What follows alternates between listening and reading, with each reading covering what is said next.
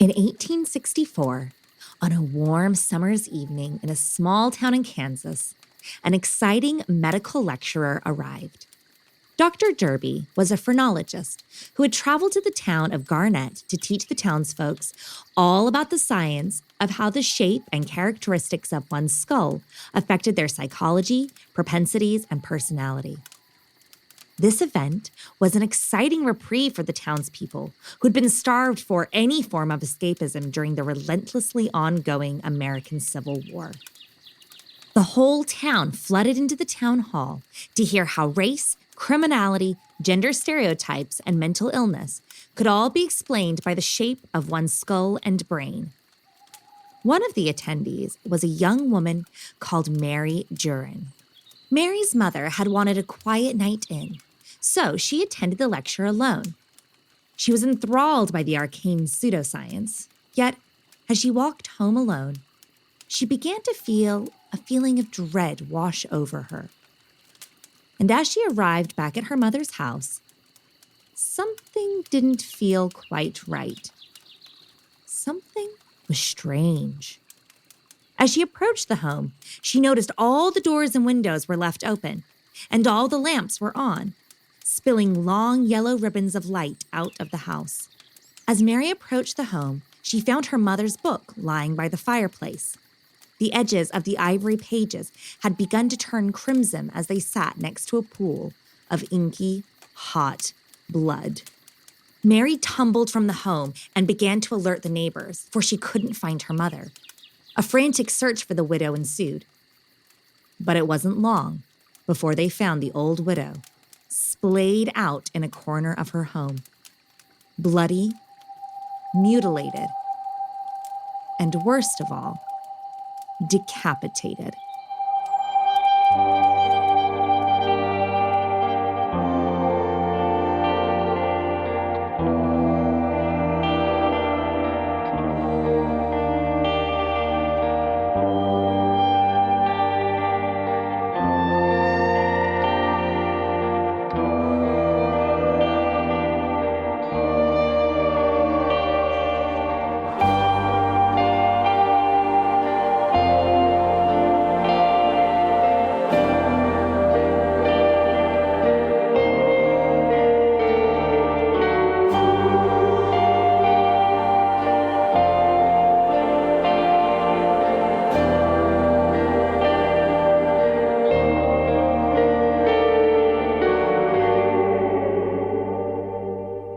Hello and welcome to episode 29 of The West London Witch, a podcast where we share stories about those moments when we find ourselves very much not alone.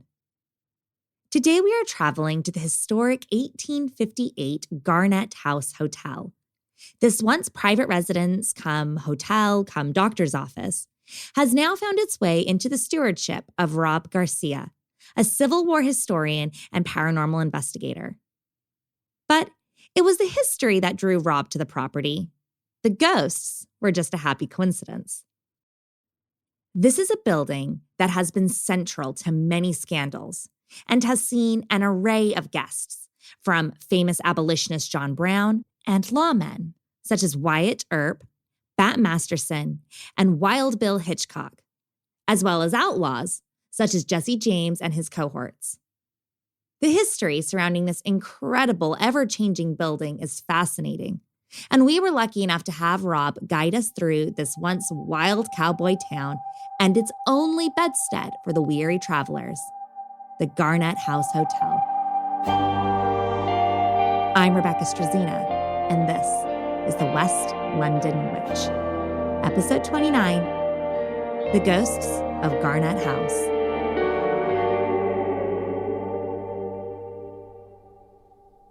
So the 1858 Garnett House Hotel, which back in the 19th century was just known as Garnett House, was originally a two-room up, two-room down house that was built for a couple that was moving to Kansas back when the area was being settled. So the land was still pretty sparsely populated by the white people. It was mostly Native Americans in the area, specifically the Potawatomi Indians.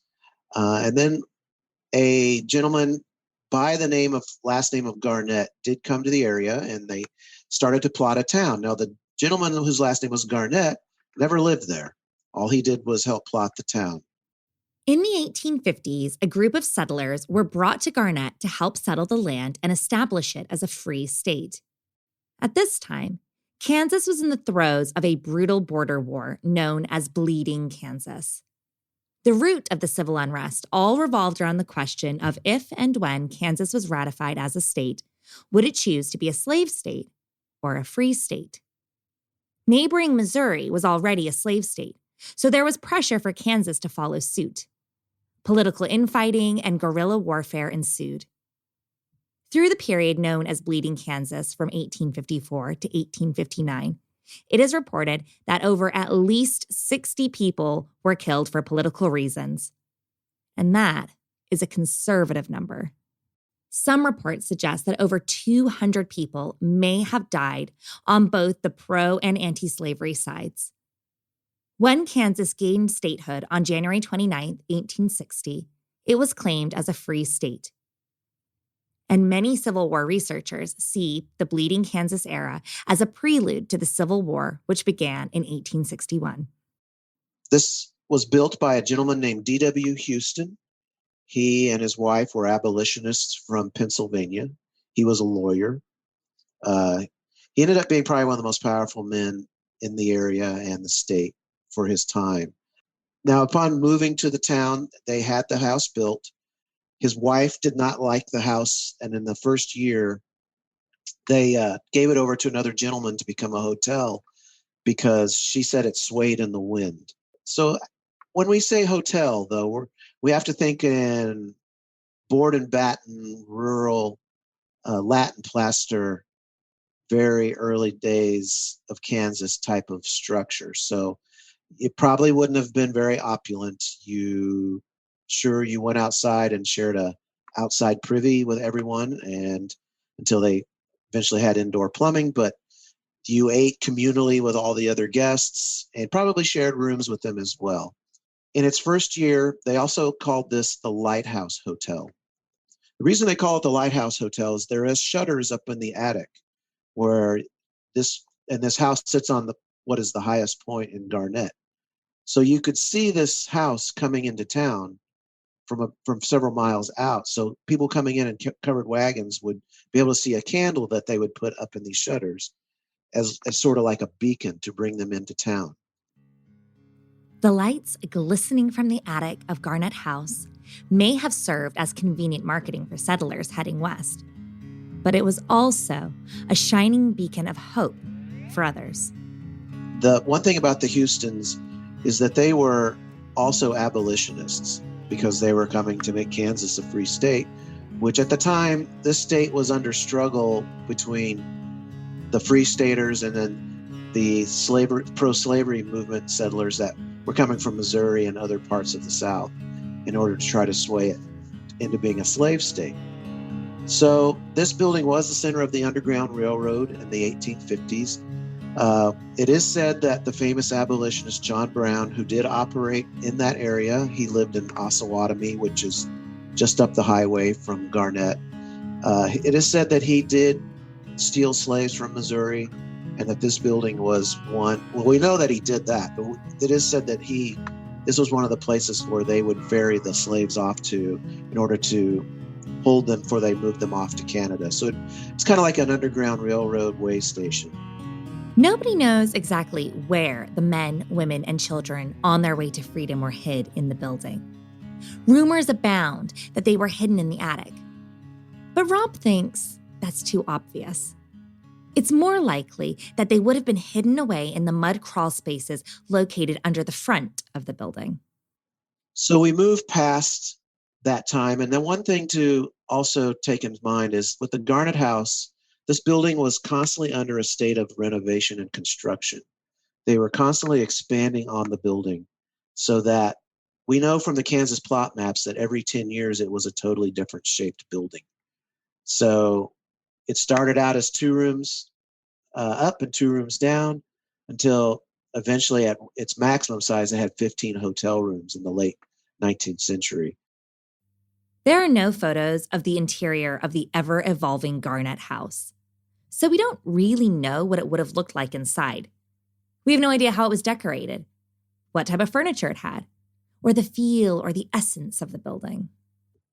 Once it kind of takes hold as a hotel, there are some kind of big events that happen, especially around the Civil War time. Now, there was a woman that came to the territory from out east. Her name was Sarah Potter. She was about 19 years of age, single, and she came as a settler to the territory. She met a couple named the Aldermans. The Aldermans lived just outside of town, and they introduced her to a young farmer named Leon Phillips. Sarah and Leon began a courtship. Leon was well known in town and a very eligible bachelor. He was well liked, respected, and he was the owner of a substantial amount of land. Thanks to Mr. Alderman's part as Cupid, the couple married in 1860, and the two couples remained close friends. And within 6 weeks of the marriage, Leon Phillips died. So immediately, Sarah Potter fell under suspicion, or now Sarah Phillips. And the sheriff of the territory arrested her, arrested the Aldermans, took them into custody. And he couldn't prove that the Aldermans had anything to do with Mr. Phillips's death, but they did discover that Sarah had been buying what was called rabbit poison from the druggist, or rabbit poison is arsenic. So they had no jail in the territory at the time. So what they did is they brought Sarah to the hotel in the Garnett House, and they put her upstairs as a prisoner. And they kept her there for upwards of 3 months. Now, Sarah could have visitors. She could entertain friends while she was upstairs. And she also ate communally with the other guests in the parlor downstairs when they would eat. Now, something happened, and about 3 months into her incarceration in the hotel, a mysterious buggy is said to have come to town, and Sarah disappeared one night. And they go upstairs, they find her, they can't find her anywhere. She's missing.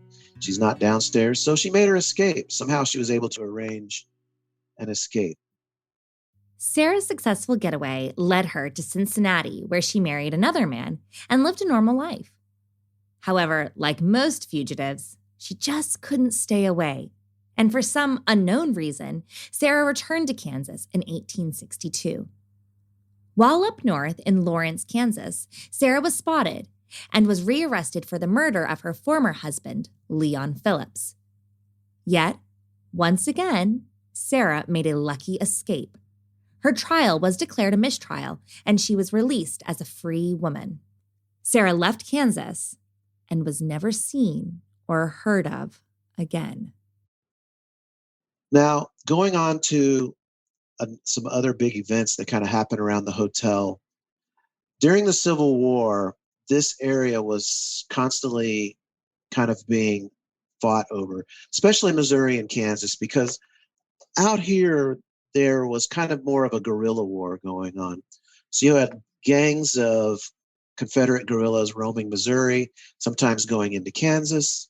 And then you had groups like the Jayhawkers out of Kansas who kind of under a Union flag operated kind of in the same way. And they would kind of fight back and forth and raid pro-Union farms or pro-Confederate farms and towns. And that's kind of the Civil War struggle in this area. Now, how that ties back to the Garnett House is D.W. Houston, the owner of the Garnett House, was actually also the colonel of the Union Army Regiment out of Garnett. So a lot of the young men left Garnett to serve in the Civil War. This would have been a very frightening time in Garnett. All of the healthy young men were gone. Fathers, sons, the patriarchs left their wives, mothers, and children in a town that was under constant attack from Confederate militants. Only the elderly and the infirm men were left behind. And there would have been a collective sense of vulnerability felt throughout the town. But one thing about the town is they were very terrified of a group called Quantrill's Raiders.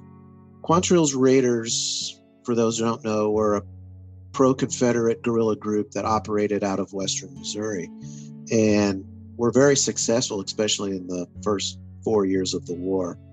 How that ties back to Garnett House is that southeast of town, about 6 miles, there was a gentleman named John Rutledge. John Rutledge is a registered member of Quantrill's Raiders and Bloody Bill Anderson's guerrilla company during the Civil War. Now, John Rutledge had a ranch there in south of Garnett, Kansas, and it was said to be a natural fortification for the Confederate guerrillas. So that was one of the places where that Quantrill's Raiders would go during the war when they would split up, and that was one of the places they would go to get off the grid to kind of hide out and refit down on this gentleman's ranch. So the town knew that Quantrill's Raiders were operating in the area, so they were very terrified. The town folks in Garnett were very terrified of being attacked and looted by Quantrill's Raiders. So in October of 1864, they were all hiding their valuables. And how that ties to the Garnett House is there was a freed African-American gentleman that lived upstairs in the attic. His name was John Warren. He was a former slave, and he was one of Colonel Houston's hand servants that lived there and helped work on the Garnett House. So how it kind of gets really strange at this point is there was a lecturer in town at that time in Garnett called Dr. Derby. Now, Dr. Derby was a phrenology professor, which basically is the shape of your head determines your intellect, and you can map someone's intellect through, I guess, the feel and shape of their head. So back in 1864, this would have been a big deal. Everybody would have turned out for this lecture. So down the street from the Garnett House, there was a 40-something woman named Mrs. Duran who had grown children. The son was away, but the grown daughter went to this lecture that night. John Warren, who lived in the attic of the Garnett House, was also heading into town to attend the lecture. So he leaves the Garnett House, goes down the street. Now, at the same time, like I said, everyone had been hiding their valuables. Now, as John Warren, for some reason, passing by Mrs. Duran's house, looks in, sees her reading by the fire. He goes to the woodpile, grabs an axe from the woodpile, and sneaks into the house. He sneaks up behind her and hits her in the back of the head with the blunt end of the axe, knocking her unconscious. Then he begins to rob the place and also has his way with her as she's knocked unconscious. Now, as he's robbing the place, she wakes up and tries to escape. And John Warren stops her, hits her with the blade end of the axe, and decapitates her. Now, I don't know if he feels remorse for what he's done, but he throws the axe into the woodpile and leaves. On the way, he runs into an African-American boy named Robert. And he knows Robert, and Robert knows him. So John Warren says hi to Robert, runs back up to the Garnett House and goes up into his attic room and goes to sleep. Now the daughter comes back from the lecture, finds mother dead, decapitated, puts out the alarm that, mother's been murdered, please help. So all the men that are still in the town put together kind of a posse or commission, and they start hunting high and low for, who could have done this crime. So along the way, they find Robert, this young boy. The boy says, I saw John Warren coming from there last night. So the men go up to the Garnett House. They go up in the attic. They went inside. They rousted John Warren from the attic. Supposedly he had blood on his clothes, and they drug him downtown, and they were able to obtain a confession from him. They had a trial for John in which he was convicted of the crime. And then they had a hanging of John Warren at downtown Garnett from the rafters of the unfinished jail, because they didn't have a jail yet in 1864. And in the act of hanging John, he was decapitated, which did sometimes happen. But the kind of strange and weird part of the hanging was that they gave his head away to this Dr. Derby, the phrenology professor, for study, and then they gave his body to the Negro community for burial. Although this is fully documented history, and the murder of Mrs. Duran and the subsequent hanging of John Warren did happen, it's not necessarily as cut and dry as it seems. Warren did confess to the crime, but how that confession was extracted, we don't know. Yes, there was a witness, but it was nighttime and it was dark out. And although Kansas was a free state, John Warren would have been a really easy scapegoat for this crime.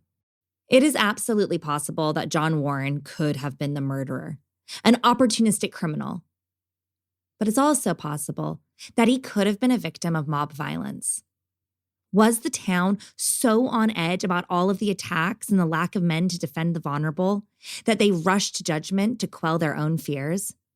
Could the crime have been committed by a rogue Quantrell raider? The fact is, we will never know for sure. So that's kind of a strange little piece of history that kind of revolves around the hotel. Now, Garnett in the 1860s through the 1890s was kind of a cow town back then. Kind of along the lines of Abilene or Dodge City or Tombstone. So you had a lot of saloons and that kind of activity going on in town. And today, it's kind of just a quaint, small, little Kansas town. But back then, it was very much kind of a little bit rough and tumble. So as the hotel takes off during that time period, we do know there were some deaths in the hotel that are documented. Like I know a gentleman had a stroke or heart attack and died on a business trip there somewhere in the hotel.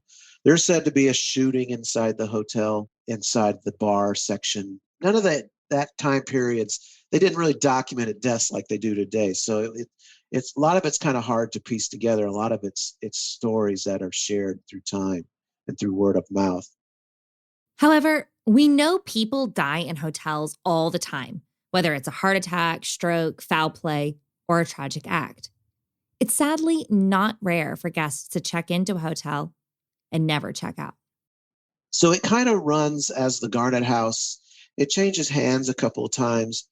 And then in its final years, it has its last famous guest is Harry Houdini and his wife Bess, who used to travel around doing a spiritualist show, and they did perform in Garnett.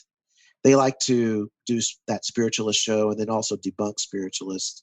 So it is said that they stayed at the hotel in its final years around 1897, and because there was no other hotel in town. Now they did eventually build a brick hotel, and that's kind of when the Garnett House ran out of favor, and the people began to go to the new brick hotel that was built, that was much more modern. In the 1950s, the Garnett House took on a new life as a doctor's office. Once again, it was subdivided, gutted, and totally remodeled to fit its new needs. To this day, there is still a doctor's lab, a pharmacy, an x-ray room, and other signs of its time as a clinic. For 60 years, the Garnett House ran as the doctor's office. But where does it leave it now? Well, if you couldn't already tell, Rob has a deep love and passion for history, especially the Civil War era. Rob and his business partner were looking for a historic building to invest in and to protect as a local landmark. We had actually been looking at another building in Kansas, and then we were kind of like, well, let's do one more look. And all of a sudden, this building out of nowhere, it was like kind of meant to be. It just kind of popped up for a listing. And when we saw, it was kind of an abbreviated history, but the history that it had was just amazing. Although Rob didn't know the building was haunted at the time, they went to go view it. And he was shocked when on his first visit to the hotel, he and his business partner experienced something totally unexpected. When we first were looking at it, we were there with the realtor, and we were standing in the back laboratory, and there's a back door back there, and we're talking to her about the history and the building and some other things, and all of a sudden the back door flew open, and we heard this little girl's laugh and like giggle, and kind of almost like it went between us. And the realtor had no idea; she didn't pick up on it at all. But we both were like, whoa, we both knew exactly what we just heard. That experience sealed the deal, and the Garnett House was purchased. Now, this historic landmark is open to the public and for paranormal investigators as well. And they have an incredible amount of activity. Activity ranging from voices calling your name to footsteps walking behind you, dark mists appearing before you, and full-bodied apparitions. Things move from room to room or completely disappear. A lot of the stuff that we do have happen in there revolves around things moving. We've seen a lot of shadow people moving around upstairs. I've worked down there doing my day job during the day, and I'll hear people walking upstairs. I've heard talking, men, women, children, you name it. We've heard all those different voices and captured them. One thing we kind of did have was we did have several psychic mediums and remote viewers look at the property, and several of them that didn't know each other picked up on this one figure who's like a kind of a tall, dark man with a Cheshire cat grin, or he kind of comes across as an animal. They call him the Grinner. I have never seen this entity myself, but he has never appeared to me. But others have seen this. So we've had different groups of investigators come. One group did pick up like a shadow figure passing in a doorway in a photograph from a high-speed camera upstairs. And then, like I said, a lot of people see mists and shadows moving about, inside the building. It's kind of got the gamut of paranormal activity. Make sure you head over to our Instagram to check out that photo of the dark figure passing by the door. It is absolutely terrifying to look at. One time I was upstairs and I was working on something, and I felt like something like I could hear kind of like the walking sound come up behind me and then stop. Now, I didn't care for that just because I was by myself. There's this beach ball that kind of got brought down there just as kind of on a whim. I bought these beach balls for my kids to take to Cancun, and they light up when you kick them.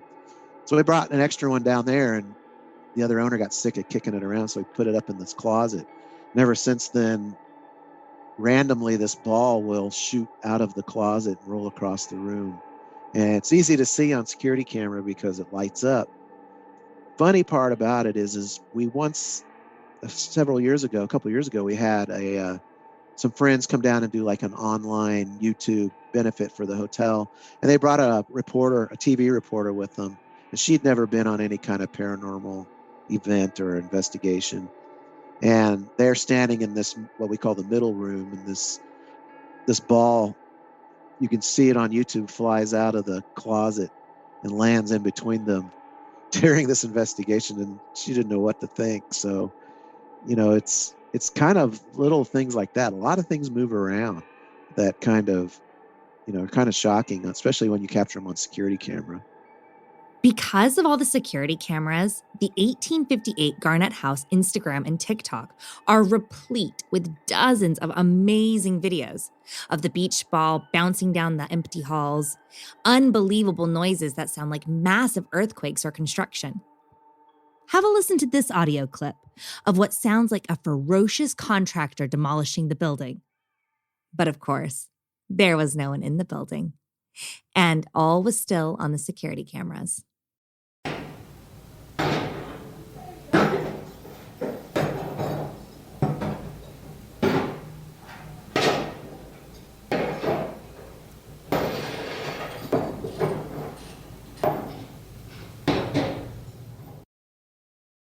There are dozens of videos of creepy dolls falling from shelves, mystery noises, and unexplained thunderous bangs.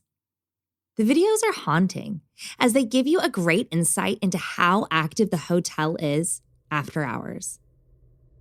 We had a family that they like to investigate places, and they'll go and they kind of just hang out in the building.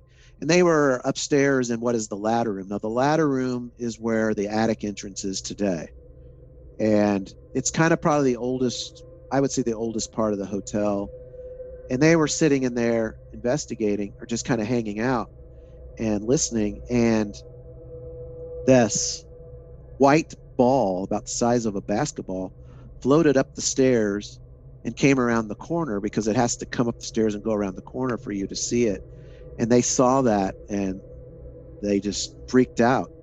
And we have that on a security cam clip. It's on our TikTok channel, where you can hear them screaming. You can't see the ball, but you can hear them hollering, screaming and hollering. Another story that I had relayed to me was that there is a gentleman that is a paranormal investigator that was there, and he was upstairs in there's a back room that we call the pink room, and he was sitting on a couch looking at his phone, and he looked up and he saw a little girl standing in front of him, and the little girl dropped through the floor and disappeared. And he just was able to see her for just like a split second, and then she vanished. But floating balls and little girls aren't the only things to vanish inside the Garnett house. The other owner, who lives in another state now, but he was there with me. We were kind of doing an investigation. He used to like to use ping pong balls and put them in different locations and see if they would move.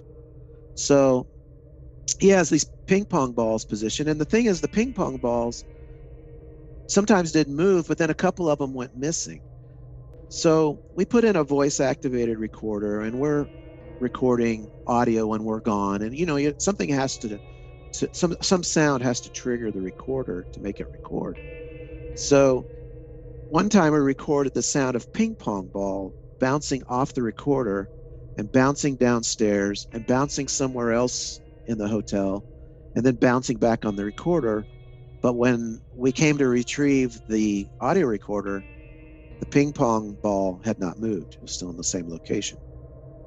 Another thing involving the ping pong balls was they kept disappearing. There is an attic that is upstairs, and we did find one of the ping pong balls smashed in the attic. And another event was, there's a bathroom upstairs it's just a bathroom that's non-functional, but it's still intact. And the other owner was standing in there, and we were investigating one night, and I'm standing there at the top of the stairs talking to him, and all of a sudden this ping pong ball drops out of nowhere and bounces off his shoulder and bounces at my feet and rolls. And that ping pong ball had been missing, but we had no idea where it had gone. So somehow it had fallen from we're not sure where and bounced off his shoulder. It was almost like a, haha, we know about your ping pong balls, and we're going to show you. As far as who's haunting the place, I'm not sure we're ever going to really know for sure. It's been really hard to pinpoint who is the person haunting it, or it might be multiples, and are they there all the time, or are they coming and going? That's the kind of the part that I always wonder.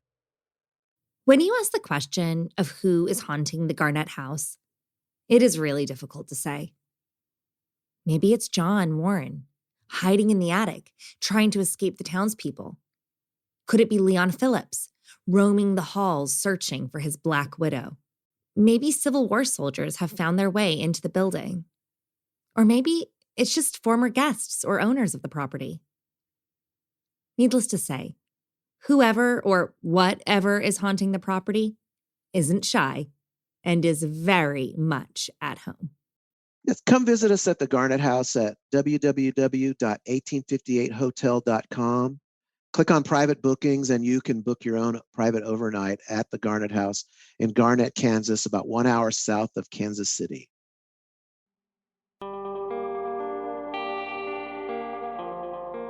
Do you have a spooky story you'd like to share? I'd love to hear it. Drop me an email at thewestlondonwitch@gmail.com or find us on Instagram and Facebook at The West London Witch. If you enjoyed today's episode, don't forget to subscribe, rate, and review. And come and follow us for additional content on Instagram and Facebook. Until next time, merry meet, merry part, and merry meet again.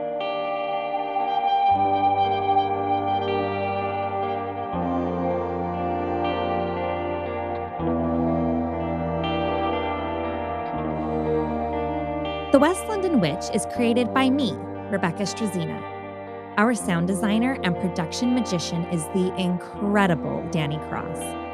Our theme music was bespokely written and performed by the wickedly talented Kyle Hall. Our cover art is the beautiful collaboration between Lizzie Wilson and Jake Bowser.